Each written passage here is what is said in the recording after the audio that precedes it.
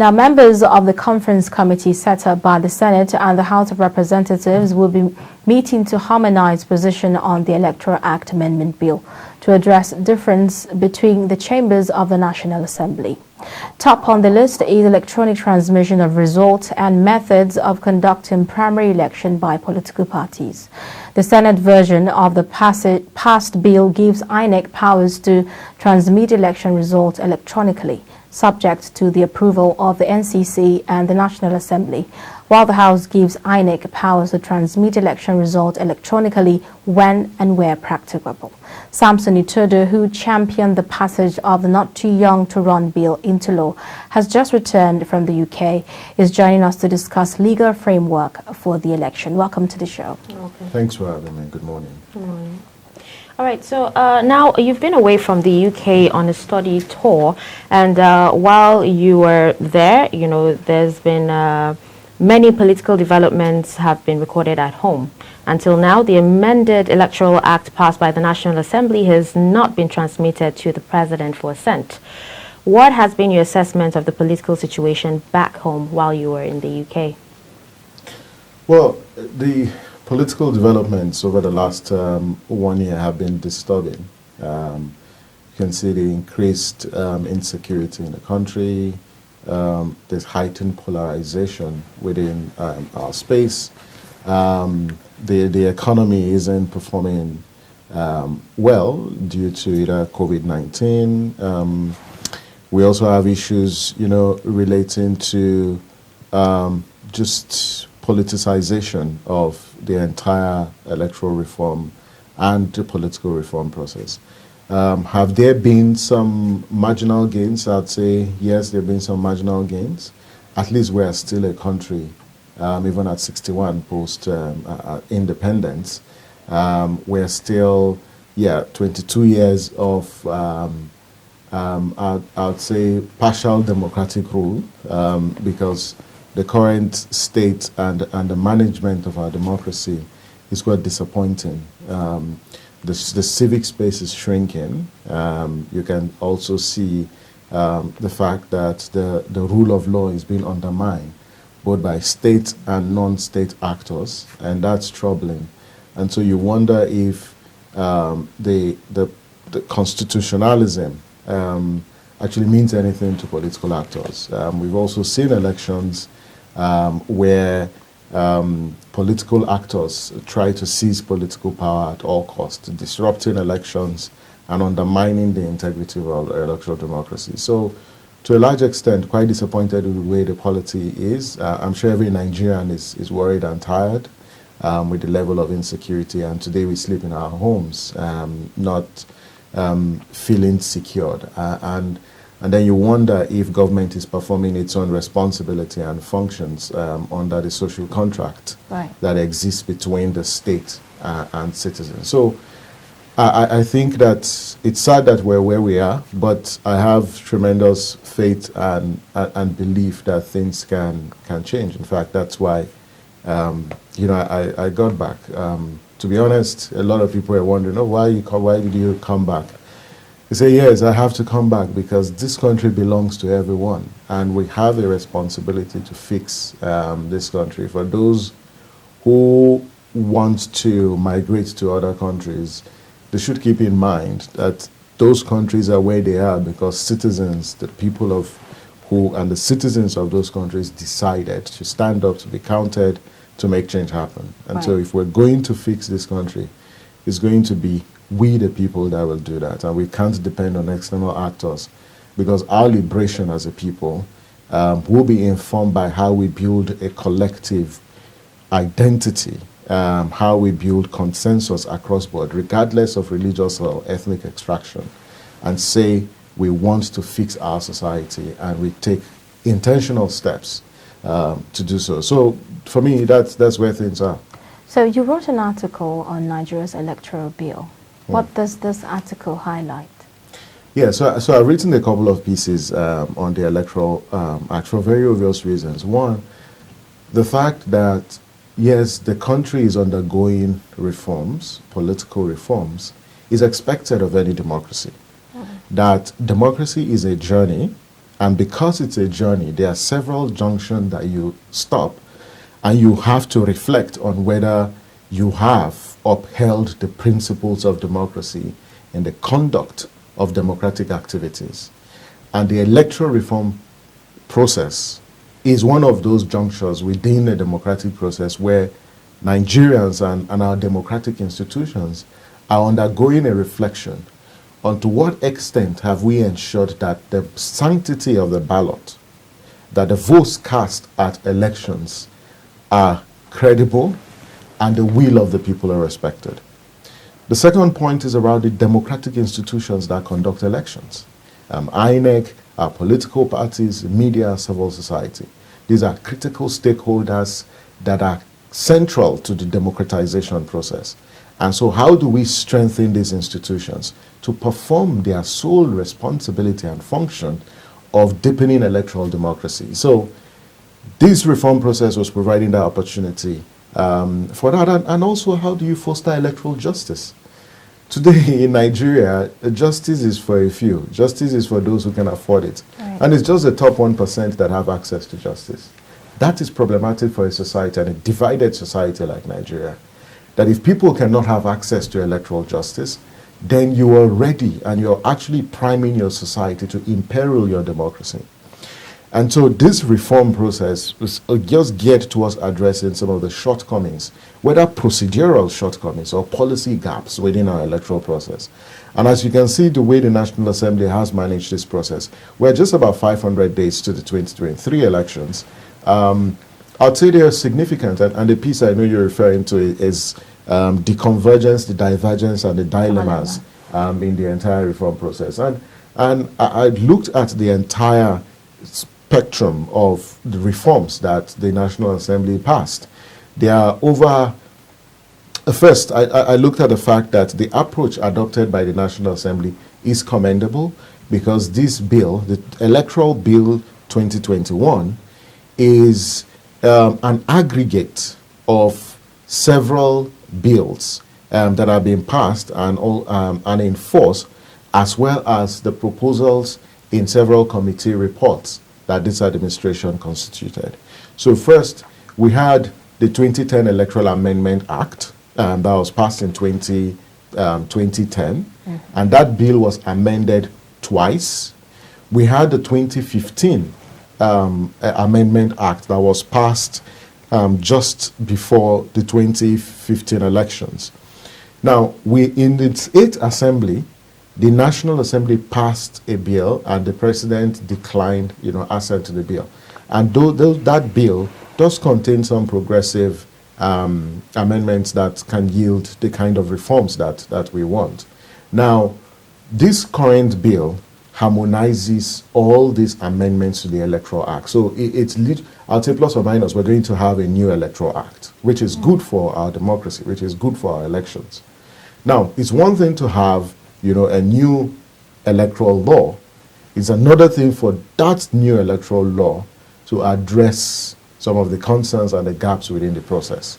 And so there are vast majority of issues that I consider, progressive, and both chambers as well as the Nigerian public seem to have converged on those issues.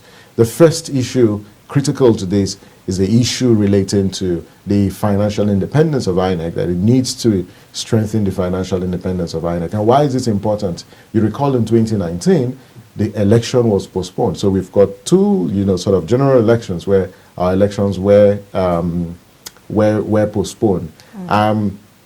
Now, what really happened was the fact that in 2019, the budget for the election was about 184 billion naira. Now, INEC didn't get its budget until 6 months to the elections. Now, elections are a huge and cumbersome enterprise. Right. And so if you're releasing funding for the Electoral Commission 6 months to the election, it is very difficult to conduct elections in Nigeria. A lot of people don't know what it takes to conduct elections. We have as of 2019, we had about 120,000 polling units.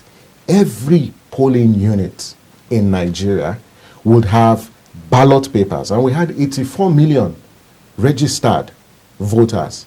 And the planning for elections is based on the number of registered voters.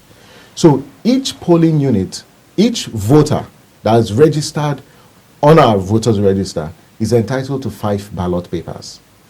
Now, you have different levels of results collation. You have at the polling unit, you have the ward, you have the local government, and the state.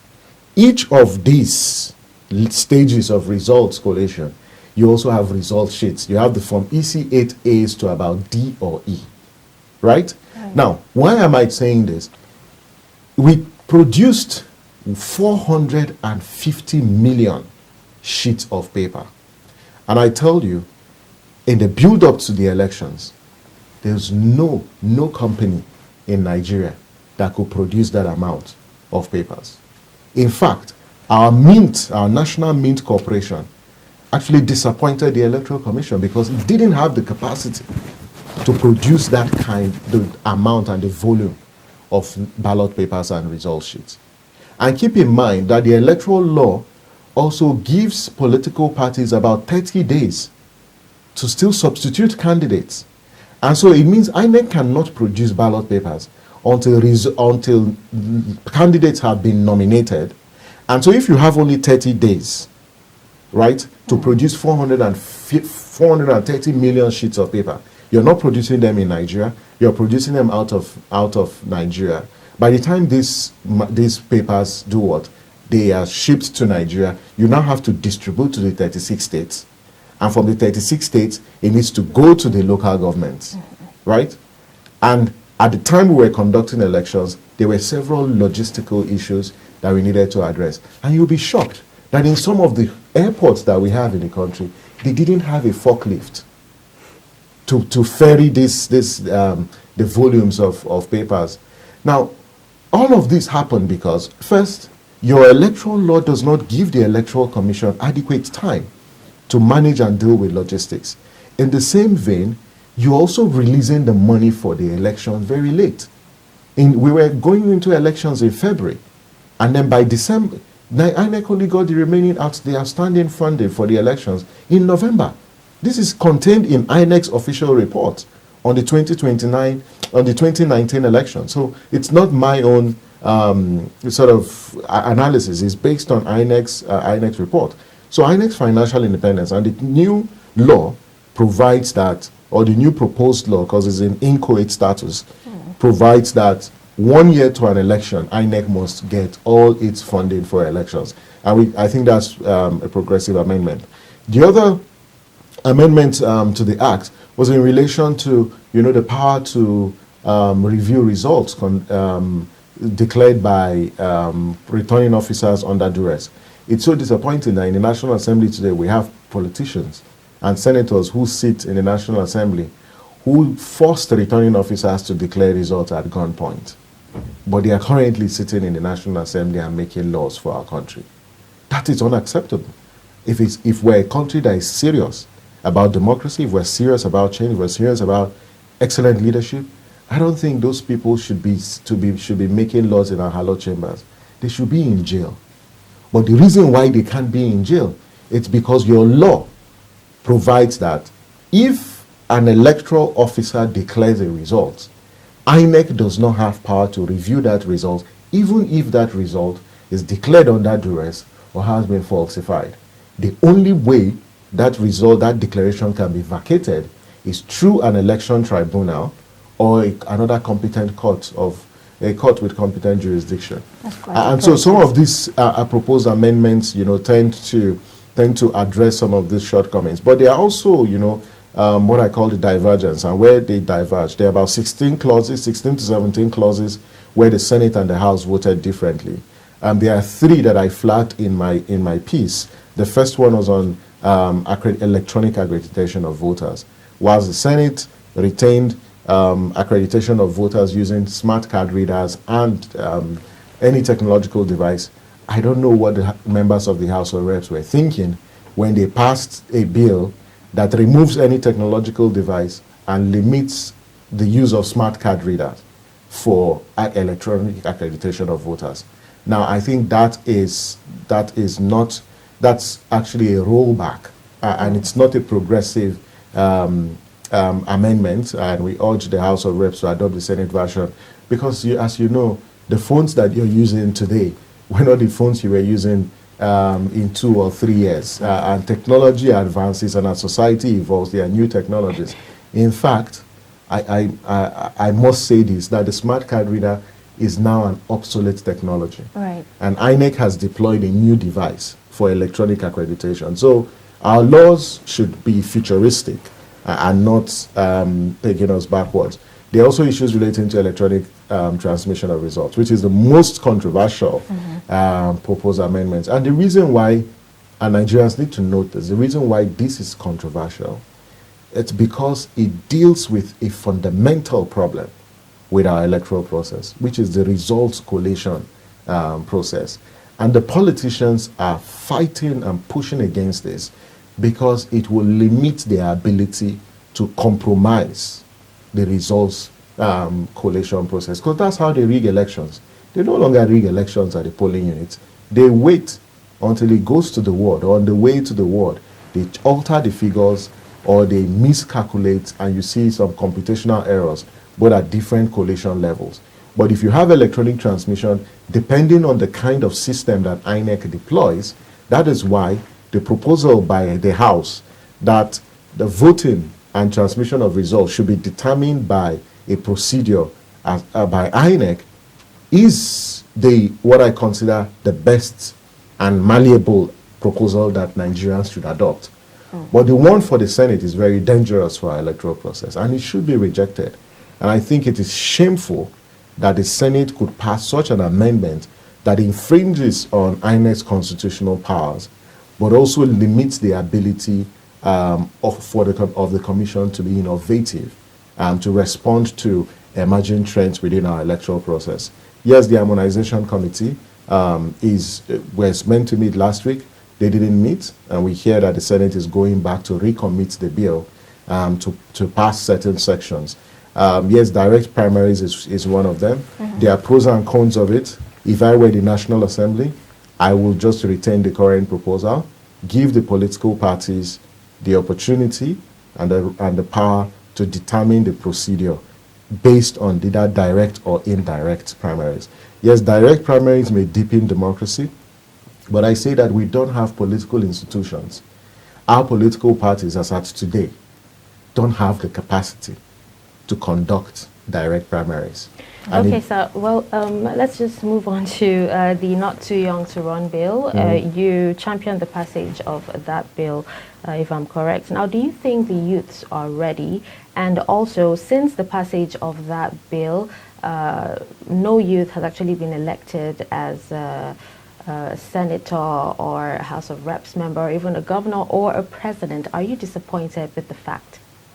No, I'm not disappointed with the fact, and I don't think it's actually accurate that no youth has been elected into those offices. Let me give you a picture of what happened before the passage of Not Too Young to Run. The youth representation in Nigeria, pre the passage of Not Too Young to Run, was about 5%. So in 2015, only three young people under 35 were elected into the House of Reps. There were just 3 of them, because our youth definition is 18 to 35, but the current national youth policy classifies youth as 18 to 29 and not 35, but we look at the African Charter.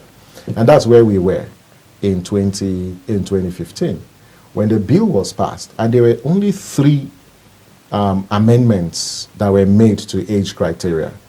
First was for state houses of assemblies. The age was reduced from 30 to 25. House of Reps was reduced from 30 to 25. And the president was reduced from 40 to 35. The governor and the Senate age criteria was retained at 35.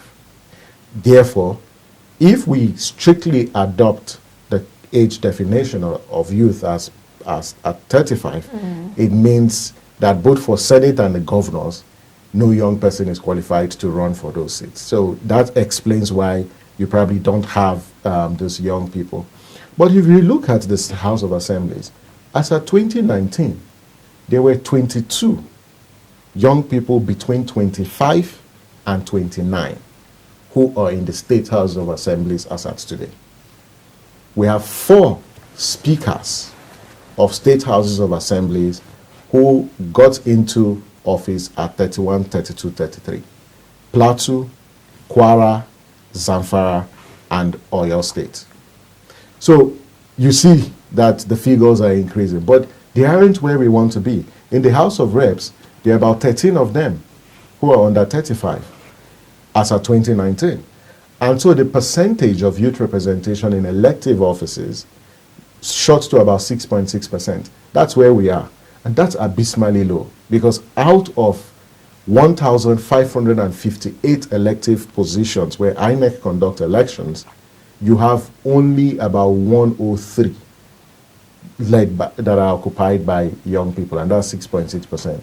And we are hopeful that in 2023, we're going to have more young people in office. You can see post the NSAS, a lot of young people are getting more interested and getting ready. I don't believe that young people are not ready. There are lots of young people who are ready. And I know that come 2023, we're going to ensure that we have a lot of young people in the State House of Assemblies and the National Assembly. But more importantly, it's not young men, but young women, because we want to encourage more young women to get politically active and run for office. And we do all we can as a generation to support them. Okay, let's talk about political parties. In Nigeria, we have 2 major political parties, the PDP and the APC. Some will say the difference is just in the name. What are your thoughts about that? I align myself with that thought, that the difference is just in the name, because honestly, I can't disaggregate the political ideology of the 2 parties. And we have so celebrated valueless politics within our society that people just move from one platform to the other without any regard for values, So I completely agree. And why is that the case? It just boils down to, the political culture in Nigeria. The fact that you've got political parties who care about just contesting for public office and securing political power. And the sad part is they don't secure political power to advance the common good. They secure political power to settle inter-elite wars and to primitively accumulate wealth. It isn't about the interest of the people. Because if it's the interest of the people and the politicians have respect for the people, they won't jump ship like they do. Because it's even morally wrong that people give a political party power in an election and you get into office, and what do? You just move into another political party and claim that, it's the people that ask you to move. It's unacceptable. It's unacceptable political behavior. And on both ends, both parties are actually grappling with the same issues. One, there's lack of internal democracy within the parties, so they are not any different. One of the parties today still has caretaker committee or leadership for several months, but for internal wranglings and activism within the party, they probably wouldn't be going for a convention. The other party is also grappling with its own leadership problem. And so you see that there's something fundamentally wrong with our political culture. Why is it that politicians want power at all costs? Anywhere they find themselves, all they clamor for is political power. They don't care about how will they use this power to advance what? The common good. If it's in the interest of the people, our political actors will exhibit a different political behavior.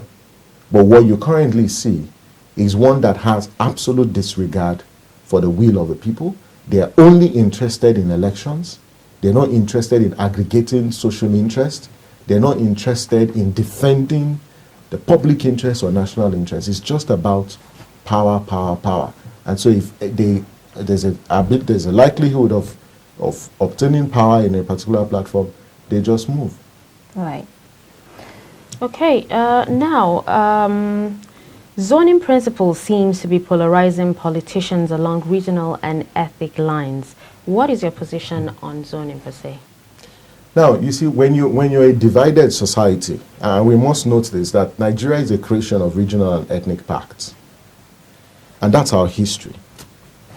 And the best way to address issues relating to polarization within a society and to foster unity is through what we call, constitutionalism, which is the distribution of political power. And if you don't distribute political power, what you create is tension. And once you have tension, the chances of social instability or political instability is very high, because the country belongs to us. So for me, I advocate a balance between power sharing and distribution vis-a-vis competence and capacity. And that's critical because our history and evolution is central to how our politics is shaped. And we cannot divorce our history and where we're coming from our politics, because the Nigerian state is a creation of regional and ethnic pacts. And that forced marriage of 1914 that brought the North and the South together, has shaped the way politics has been run. Therefore, if you want to foster national unity and cohesion, you must distribute power and distribute it in such a way that every segment of society feels represented and every segment of society can aspire, to run the country. If you exclude a section, whether ideologically, whether procedurally, you actually prepare your country for polarization, and that's what we're experiencing. So yes, zoning or distribution, whether you call it, I prefer to call it distribution of power and power sharing, must be underpinned by certain principles. And first is we cannot compromise on competence, we cannot compromise on capacity, we cannot compromise on character. And I say for every part of our country, we have people, men and women, young and old, who can provide leadership for our country. Well, thank you so much for coming on the show. We have been talking to Samsom Itodo, one who championed the passage of a Not Too Young to Run bill.